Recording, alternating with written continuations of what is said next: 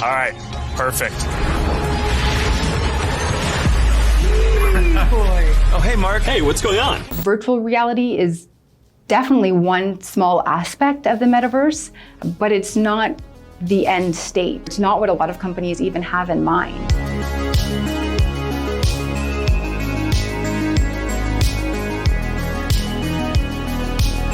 I examine vast amounts of data, whether it's historical, societal, qualitative, quantitative, a lot to do with emerging technologies, and build forecasts about different future scenarios.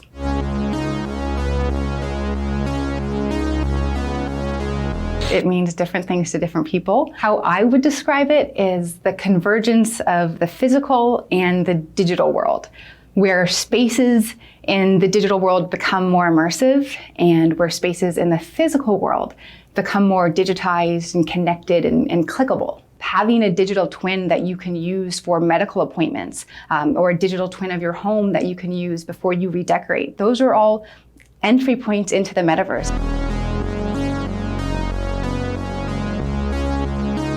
Walmart is stepping into the metaverse, joining other retail giants like Ralph Lauren and Vans. Companies are racing to the metaverse. There's a few reasons for that. I'd say hype has a lot to do with it. I think Meta's recent announcement that they are now a metaverse company kind of sparked a huge new influx into the metaverse. We'll be able to feel present, like we're right there with people, no matter how far apart we actually are. But for other companies, they believe that it's the next frontier of where and how we will work, interact, socialize with one another.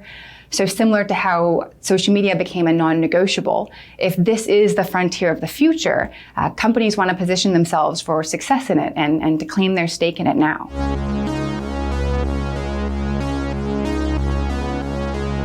What we're doing is pre-buying advertising space. We're pre-buying the areas that people are going to be wandering around in and socializing, going to concerts, going to museums. We see a lot of virtual reality at the moment. And so for a retailer, that could mean that they open a virtual store in the metaverse. So your customers would largely enter in the form of avatars and shop more immersively that way.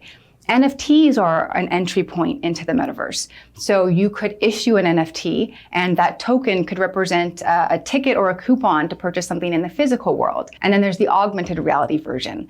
So maybe if your customers have some form of augmented reality devices, whether it's glasses or a ring, when they shop online, they can see products in that kind of 3D visual, which is a little bit easier to examine the product. It's a bit more in detail and a little bit more immersive.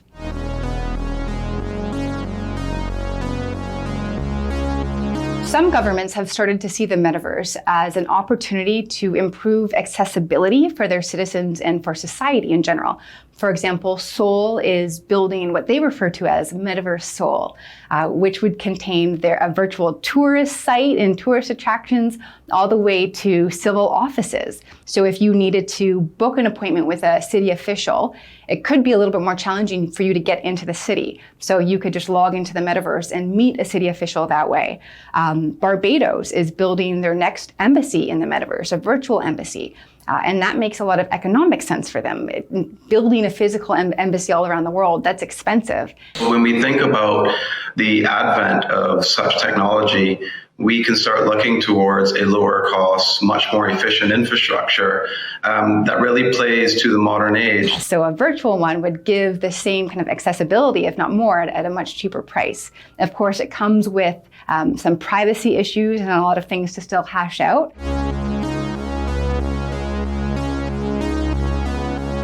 A lot of people are concerned with the metaverse, myself included, and I think that there's a lot of reasons to be concerned or to be cautious. One is it would increase access for surveillance. The more immersed we are inside of our technologies, the more data points there are on us. If I have augmented reality glasses on and I'm immersed in the metaverse, who gets access to that data of me in my home or me going to work? I think we have a lot of trust issues based on this version of the internet and our relationship with digital technologies, with certain companies, for example, or certain products. So I think before we want to run inside the next iteration of that, we want to make sure we figure out the current issues that we have. Another concern for me would be avatars in the metaverse. Who's behind those avatars? The idea of trolls in the metaverse could be a nightmare, getting locked inside a world of avatars. Technology isn't inevitable. We have a choice in how we create it. And I do think we have an opportunity to build this right if we don't just rush into it for the sake of, money, so to speak.